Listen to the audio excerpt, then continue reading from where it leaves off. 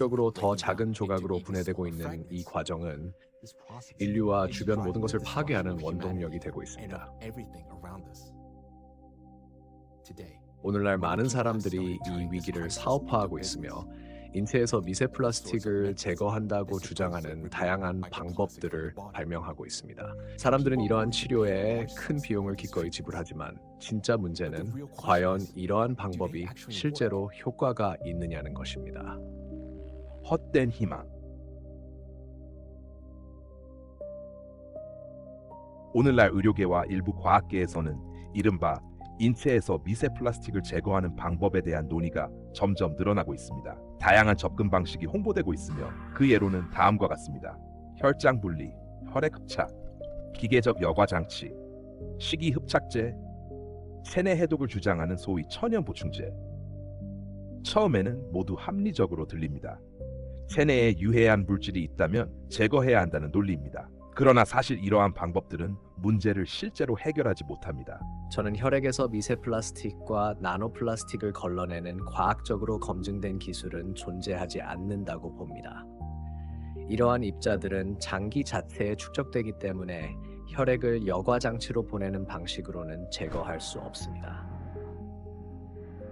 나노플라스틱은 이미 인간 세포 내부로 침투하였습니다. 이들은 단순히 혈류 속을 떠도는 불청객처럼 내보낼 수 있는 존재가 아닙니다. 이미 체내 환경의 일부가 된 상태입니다. 물론 흡착제나 혈장 여과를 통해 혈액을 정화할 수는 있습니다. 그러나 이러한 절차가 실제로 얼마나 효과적일 수 있는지는 의문입니다. 우리는 플라스틱 생산과 이러한 재료의 사용을 시작했습니다. 이는 분명히 많은 긍정적인 효과를 가져왔습니다. 제가 병원에서 일상적으로 주변을 살펴볼 때 제 일상 업무 환경에서 제가 접하는 물건의 약 80%가 플라스틱으로 되어 있습니다. 예를 들어 장갑부터 시작해서 그렇습니다. 그리고 아마도 장비 자체의 80-90%가 플라스틱으로 만들어져 있으며 이것은 의료 분야에서 매우 중요한 요소입니다. 게다가 혈액 정화 절차에 사용되는 용액 자체에도 플라스틱이 포함되어 있습니다. 결국 우리는 역설에 직면하게 됩니다. 플라스틱의 영향을 제거하기 위해 플라스틱을 사용하고 있는 것입니다. 이러한 절차는 전체적인 독성 부담을 일부 줄일 수는 있지만 근본적인 문제를 해결하지는 못합니다. 세포 내부의 플라스틱을 제거하지 못하며 전하를 중화하지 못하고 손상된 신호 전달 경로를 회복하지 못하며 뇌, 면역계, 미토콘드리아를 보호하지 못합니다. 개인이 이러한 방법을 시도하는 것은 개인의 선택이며 권리가 있습니다. 그러나 환상을 품어서는 안 됩니다. 이러한 절차가 상실된 건강을 회복시켜주지는 않습니다. 더욱이 플라스틱은 단순히 포장재나 생활용품의 재료가 아니라 현대산업, 의료, 교통, 전자, 건설, 심지어 우주기술의 기반이 되는 핵심 소재입니다.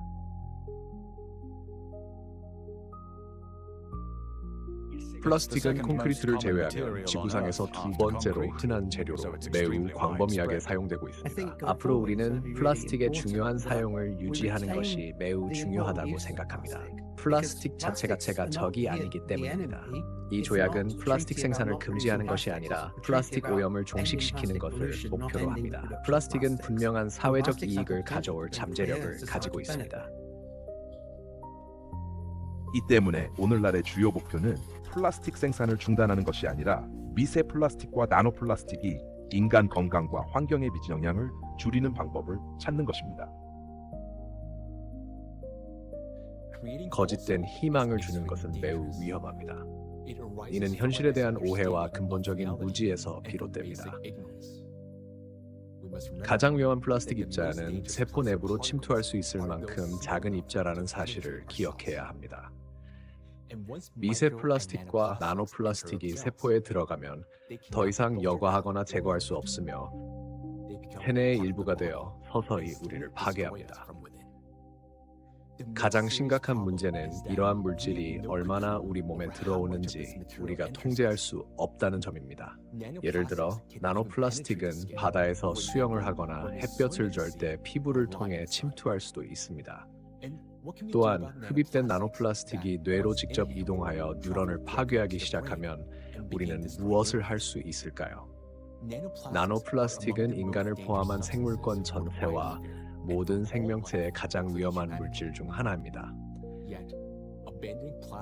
그럼에도 불구하고 플라스틱을 완전히 포기하는 것은 무의미합니다.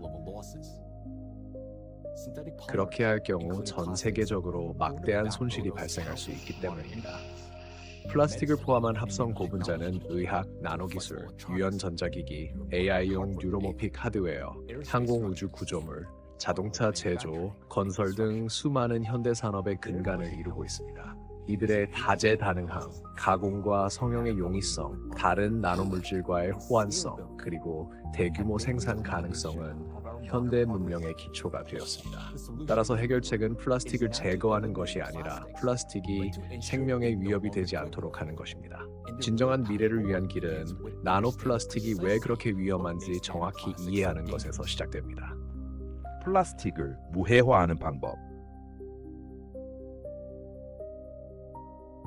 이제 우리는 전기적 전하가 플라스틱의 파괴적 힘의 근본이라는 사실을 이미 알고 있습니다. 이 전하는 플라스틱 입자가 세포막에 달라붙고 뇌를 포함한 생물학적 장벽을 통과하며 단백질과 결합하고 유전적 과정에 간섭하도록 합니다. 전하는 플라스틱을 단순히 비활성 물질에서 생물권 인류 내부에서 강력한 파괴적 힘을 지닌 작은 입자로 변화시킵니다. 이를 이해한 알라트라 과학팀은 전략적 방향을 제안한 최초의 단체였습니다. 즉, 나노플라스틱이 전하를 축적하고 유지하는 능력을 상실하게 하는 것입니다. 주목할 점은 우리 주변에는 수많은 나노 입자가 존재하지만 대부분은 세포를 침투하거나 파괴하지 못한다는 것입니다. 오직 플라스틱만이 전기적 특성 때문에 세포를 파괴합니다. 따라서 이 특성을 제거할 수 있다면 미세 플라스틱과 나노플라스틱을 비활성화하고 무해한 입자로 전환하여 더 이상 우리나 생물권에 위험을 주지 않도록 만들 수 있습니다.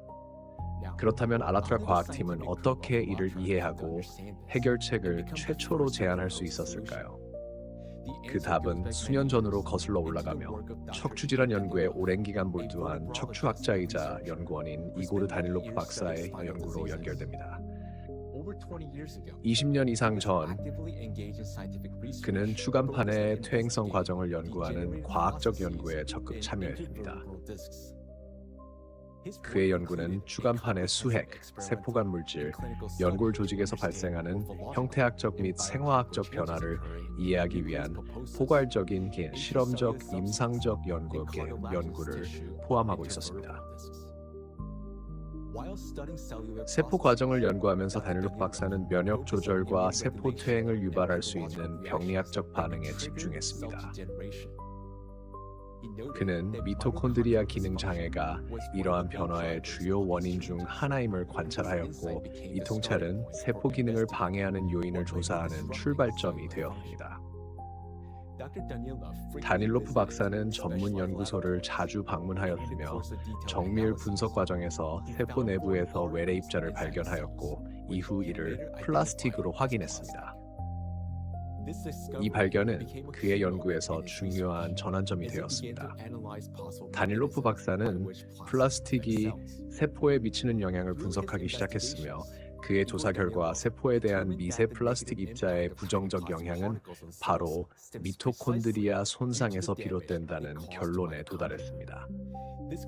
이는 이러한 작은 플라스틱 입자를 포함한 세포에서 미토콘드리아 기능 장애의 명확한 징후가 관찰되었으며, 이로 인해 퇴행성 과정이 더욱 악화된다는 관찰에 근거한 것입니다.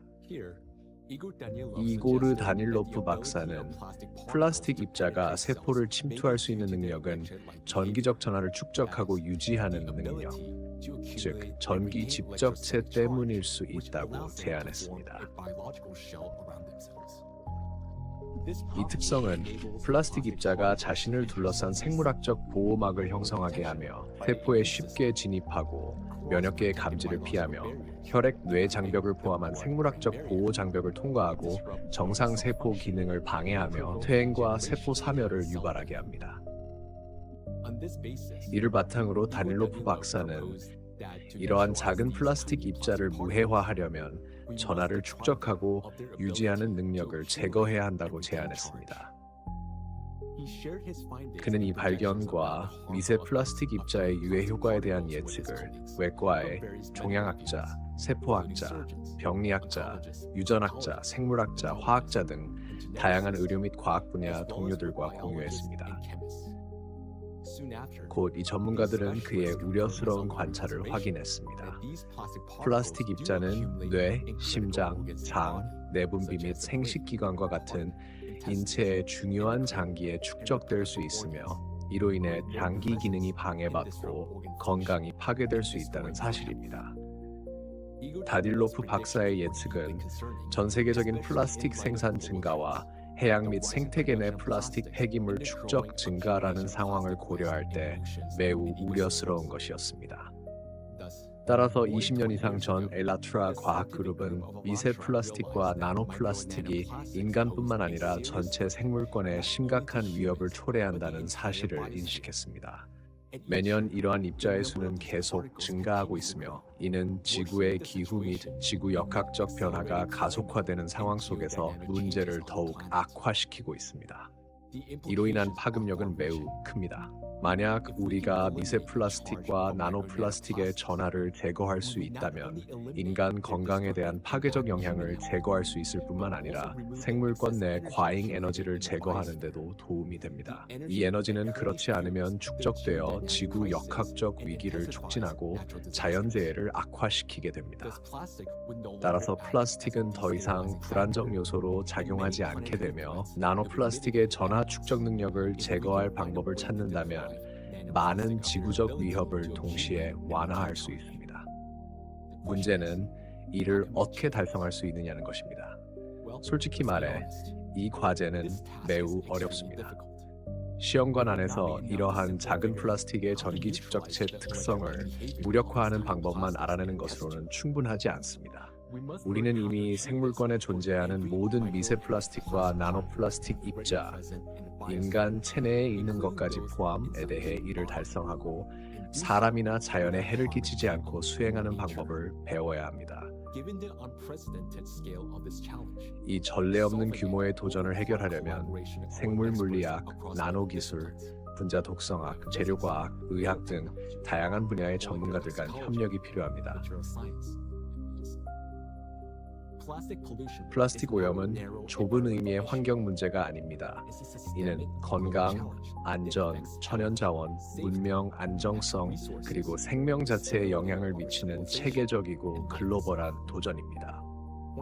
20년 전 알라트라 과학그룹은 이미 미세 플라스틱과 나노 플라스틱의 위험을 인식하고 이를 무해화할 수 있는 근본 원리를 확인했습니다. 그러나 오늘날까지도 이를 달성할 방법은 찾지 못했습니다. 이 때문에 알라트라는 전 세계 과학 역량의 통합을 촉구하고 있으며 안타깝게도 이 메시지는 종종 오해를 받고 있습니다. 과학자들을 통합한다는 것은 모두를 하나의 거대한 연구소에 가두고 해결책을 찾게 하는 것이 아닙니다. 이는 서로 다른 분야의 전문가들이 지식을 자유롭게 공유하고 공통의 목표를 향해 함께 협력하도록 국제적 개방 협력을 촉진하는 것을 의미합니다.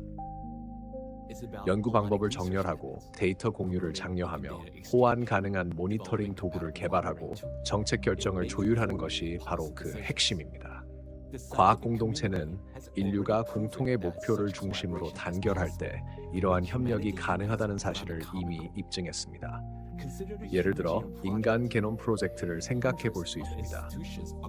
수십 개국의 수백 개 기관이 통일된 데이터 기준 하에 운영되며 과학과 의학의 흐름을 바꾼 획기적인 성과를 이루어냈습니다. 이와 마찬가지로 플라스틱 위기를 해결하기 위해서도 전 세계적인 협력이 필요하며 이는 우리 자신과 지구를 보호하기 위한 공동의 노력이 될 것입니다. 국제사회운동 알라트라는 인류의 공동